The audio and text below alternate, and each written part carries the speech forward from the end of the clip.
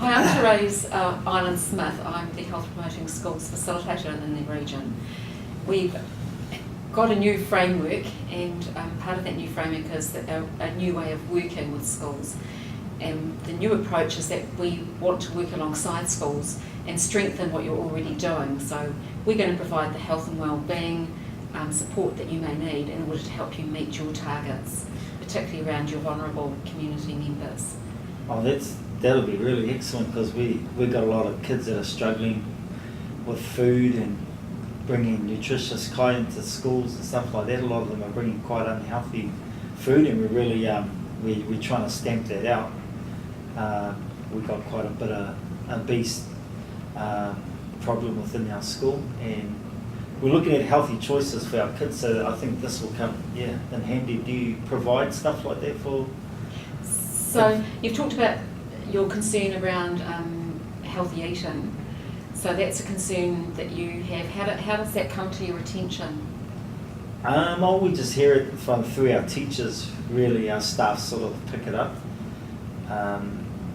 They kind of like see what the kids, what's in the kids' lunch boxes and what they're eating at lunchtime, and they kind of like flag it to me. So that's how it's sort of come to my attention.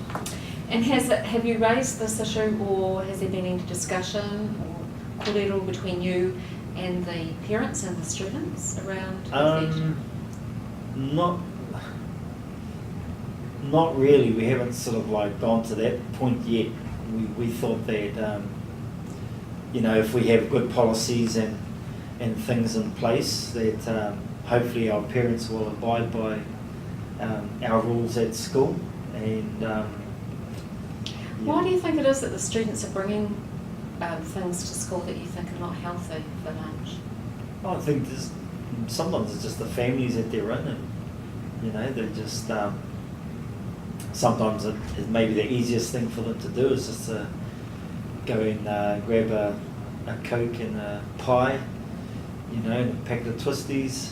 Sometimes those are the cheaper and just faster options for them. So why do you think they'll be looking for cheap and fast options? Well, it's most probably a lack of money in the homes. And poverty is a big thing at the moment. A lot of families are struggling quite a bit. So if you put a policy in place for around healthy eating, how do you think that's going to address healthy eating if you've got poverty as the main driver? Is putting a policy in place actually going to work? Well, like I said, hopefully that they'll be able to, I suppose, abide by the standards of the school. And how could we find out a bit more about it? Because I think healthy eating is really important, and you're right that there are some real health risks for New Zealanders and probably some people in your community. But how can we find out a bit more about why students are bringing unhealthy food to school?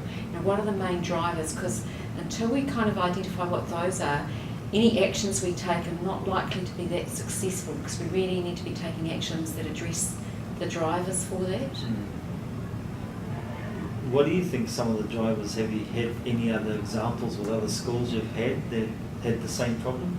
Yes, we've had quite a lot of schools who have tried lots of different things in terms of addressing this issue with their community and around food, and there's lots of different ways of doing it. We've actually, if you're interested, we've got a newsletter that's come out recently that has addressed providing food in schools and looking at the issue of food and who supplies it and all that sort of thing. Would that be useful for me to bring that next time? So what's on the newsletter? Is it what kind of information? How can I use it as a resource for me?